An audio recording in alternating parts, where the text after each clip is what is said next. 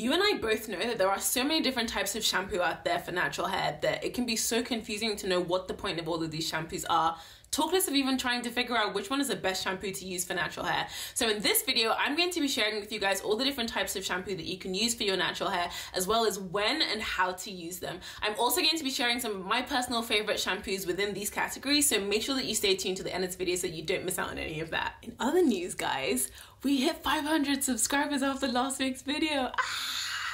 Thank you guys so much to all my OG subscribers and my new subscribers. Welcome, you guys. My name's Fops, and every week I post a new video where I share my favorite tips and tools to help you upgrade your hair and scalp care for longer, thicker, stronger, healthier hair, all backed by science. So if that sounds like the kind of thing you're into, go ahead and hit that subscribe button, and don't forget to hit the notification bell so that you don't miss out on any of my future content. Alright guys, you know what it is. Get your snacks, get your teas, and let's get into this video.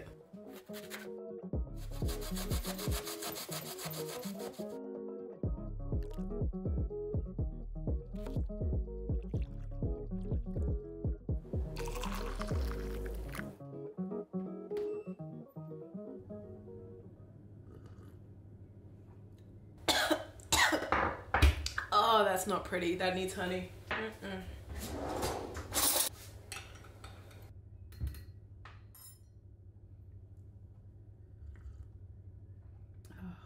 Honestly, you guys, hay fever has been kicking my butt lately. If you follow me on Instagram, you will know all about my hay fever chronicles.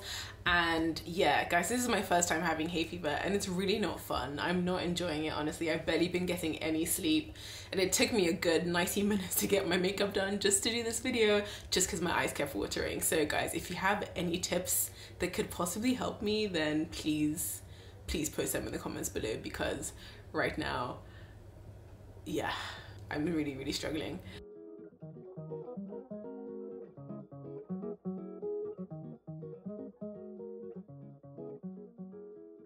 So cleansing your hair isn't rocket science. It should be pretty straightforward. And when you know what's up, it actually can be really straightforward. But the truth is, using the wrong kind of shampoo can do a lot of damage to your hair. In fact, using the right kind of shampoo the wrong way can also do a lot of damage to your hair. So let's really get into what's going on with all these shampoos, shall we?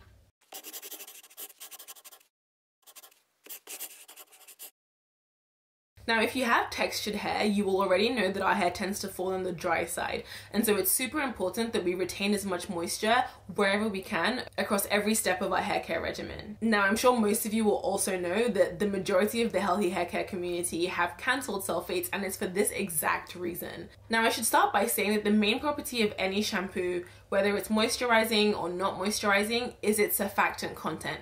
Now, surfactants are surface acting cleansing agents, and these are specially designed to remove dirt, buildup, and impurities from your hair and your scalp. Now, moisturizing and sulfate-free shampoos are designed to cleanse your hair and your scalp without stripping it of its natural oils. So in these types of moisturizing and sulfate-free shampoos, you will tend to see milder surfactants in the ingredients like cocamidopropyl betaine, as well as some others that I'm going to pop up on the screen because Lord knows I can't pronounce them. Now, these are the kinds of shampoos that you can use on a weekly or regular basis to make sure that your hair is cleansed without drying out your hair too much. Now, as far as my favorite moisturizing sulfate-free shampoo goes, it has got to be the Camille Rose Natural Sweet Ginger Cleansing Rinse. I think that's what it's called. Y'all know how I feel about Camille Rose. But let's just get into these ingredients before I start all my madness. So in the ingredients, we've got water, infused ginger root oil. Okay, we're not gonna try and pronounce that, but that is a mild surfactant. We've got sodium C14 to 16 olefin sulfonate, which is also a mild surfactant. We've got your cocamidopropyl betaine, as we mentioned, which is a very popular coconut-derived mild surfactant, amongst other great ingredients in here. You guys, this shampoo is honestly, again, find me somebody that has a problem with this shampoo because they're lying. It's not possible. I've literally known this shampoo to work for every single type of hair type, every single type of porosity type, every single type of texture type. Honestly, I cannot recommend this shampoo enough. This shampoo will literally clean your hair, but your hair will still be soft. It will still be frizz-free. I honestly, you guys, look, I'm not even gonna bother mentioning any other shampoo in this category because why bother? There's literally no point. If you know, you know. Okay, so if I've just said that sulfate-free shampoos are the shampoos that you need to be using on a weekly or a regular basis, then what other kinds of shampoos could you possibly need, right? Well, my good sis, you and I both know how much we love ourselves a good pomade, we love ourselves a good hair butter, we love ourselves a good tight holding gel, because Lord knows, I know, you know, that I do not wake up like this, okay?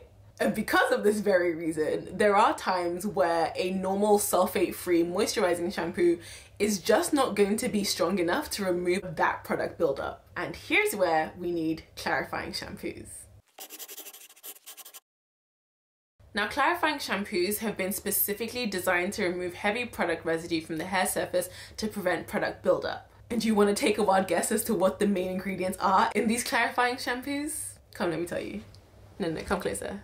Come closer, let me tell you. It's sulfates. It's all of the sulfates. You've got your sodium lauryl sulfate, your ammonium lauryl sulfate, your sodium laureth sulfates, and your ammonium laureth sulfates too. Yes, girl, I said sulfates. Arrest me. Arrest me. So in the last point, I touched on how surfactants are what make shampoos shampoos. But here's the thing, not all surfactants are made equal. Some surfactants, like the ones that you'll find in moisturizing shampoos as well as sulfate-free shampoos, are best used as foam boosters as well as formulation thickening agents. But they're simply not strong enough to remove product buildup from heavy oils and grease and silicones and gels. It's just not gonna work. Whereas when it comes to sulfates, these are considered detergents, which are the most superior type of surfactants. In fact, sulfates are the primary kinds of surfactants. And the reason why sulfates are the most superior and primary surfactants is because they have the best cleansing abilities. They will strip your hair of everything. So when it comes to how often you should be using a clarifying shampoo, I would say that it's good practice to use them about once a month, maybe twice a month, depending on how often you use products with heavy oils in them, or how often you use gels in your hair, or products that contain beeswax or silicones in them. Now, because clarifying shampoos contain sulfates, they can be very drying. And so I personally like to use them just for one round, and that seems to be enough for me. I wouldn't recommend doing it multiple times just because they are pretty strong. And if it is something that you're doing on a regular basis, you shouldn't have to do more than one round of washing your hair with a clarifying shampoo. Another favorite tip of mine that I like to use when I'm clarifying my hair is to get a clarifying shampoo that also has conditioners in it as well. So if you can find a 2-in-1 shampoo and conditioner that will cleanse your hair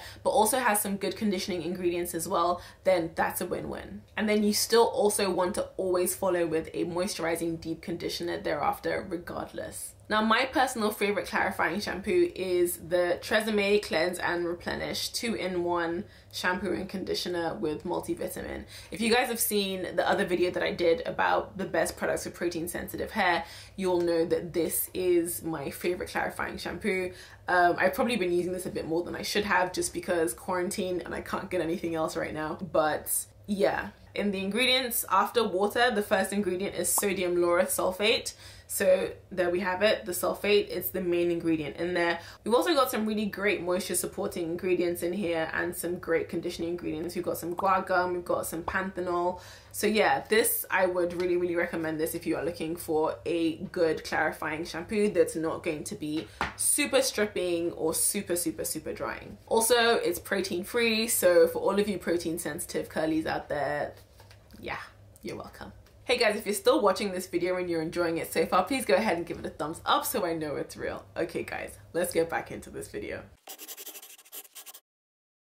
So chelating shampoos are actually pretty similar to clarifying shampoos. In fact, they're so similar that a lot of the time people use them interchangeably and often confuse them for each other, but they're actually not the same. To put it as simply as I possibly can, clarifying shampoos are to product buildup as chelating shampoos are to mineral buildup. Now, I don't know what it's like in other countries, but if you live in the UK, chances are your water supply has mineral deposits in them. And when you use this water on your hair, these mineral deposits will bind to your hair. Now, these chemical bonds are much stronger than the superficial bonds that you get from product buildup and oils and dirt. And so they just won't be removed by the secondary surfactants that you are using in your moisturizing cleansers. And they also won't be removed from the sulfates that are in your clarifying shampoos. So the chelating ingredients in these shampoos will bind to these mineral deposits on your hair such that they are removed from your hair when the shampoo is then rinsed out.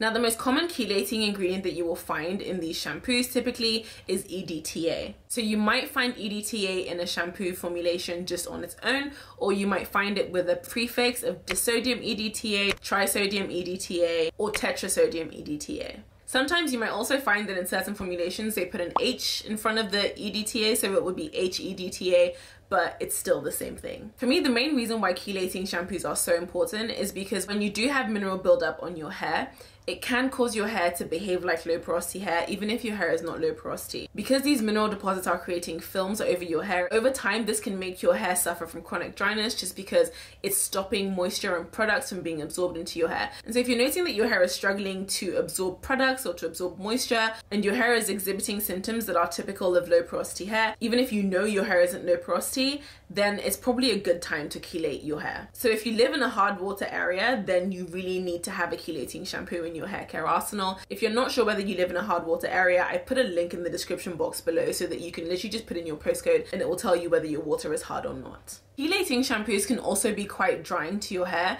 and so you might find that if you have to clarify your hair once a month and you have to chelate your hair once a month, this can leave your hair feeling pretty dry. Which is why I personally like to find a clarifying shampoo that also has chelating ingredients in them, just so that I know I am only using this once a month and I'm not overdoing it or having to use a harsh shampoo on my hair more than once a month. This is why I personally really like the Tresemme shampoo, just because not only does it have sodium lauryl sulfate in it, so it's a good clarifying shampoo, it also has disodium EDTA in it. So I know that when I'm using this shampoo, I'm clarifying my hair as well as chelating my hair, and I'm not going to have to chelate my hair separately from clarifying my hair, because honestly, even aside from the dryness, who has the time?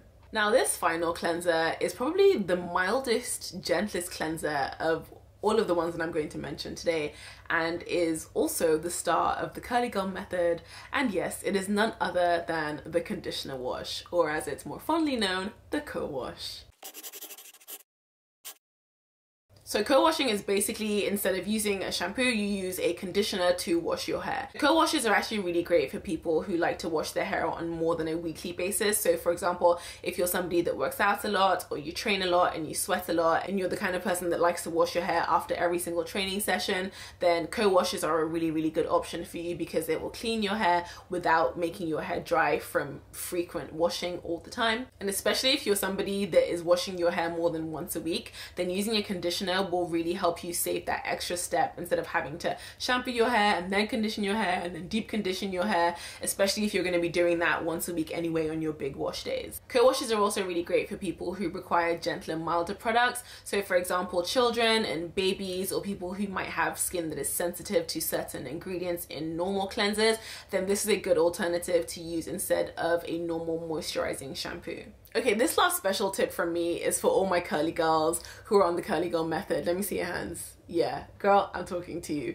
Sis, please, I need you to be very careful to make sure that you are not entirely strictly co-washing your hair, especially if you are still using styling products in your hair. Now, the reason why I say you need to be very careful to make sure that you are not replacing all the other cleansers with just your co-wash is because it might make your hair feel more moisturized in the short term, but over time, especially if you're somebody who lives in a hard water area and maybe from time to time you dabble in styling products or gels or moisturizers that you don't know have silicones or beeswax or other things that aren't water or conditioner soluble, then this can do a lot of cumulative damage to your hair.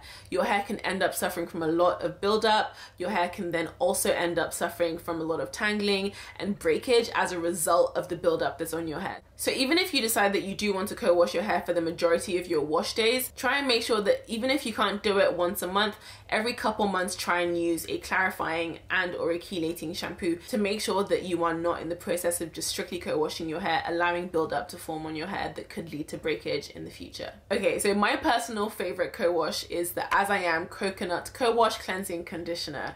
I feel like I always get that name wrong, so I hope I've gotten it right this time. This co-wash is one of the few co-washes that I know works really, really well for a range of different hair types. It leaves your hair feeling really soft, Also leaves your hair feeling quite clean and quite moisturized. To my knowledge, it also doesn't contain any ingredients that are not water or conditioner soluble, so that's also a plus if you're somebody that likes to co-wash your hair for the majority of your wash days. This co-wash is also really good for helping to reduce frizz, as well as helping your curls and your coils clump together. So honestly, all round A+, as I am stays winning. So in this video, I've actually only touched on the 4 main wider categories of shampoos, but there are also natural alternatives to all of these shampoos. So if any of you guys would be interested in seeing a video on the natural alternatives to all of these shampoos, then go ahead and let me know in the comments below and I'll upload a video on that, because I feel like that would be a really good follow-up to this video. But that's it for this video, guys. Thank you so much for watching. If you made it to the end of this video, comment underneath, "I'm a real one," because you're a real one. I hope you guys have a lovely weekend and I'll see you next week. Bye.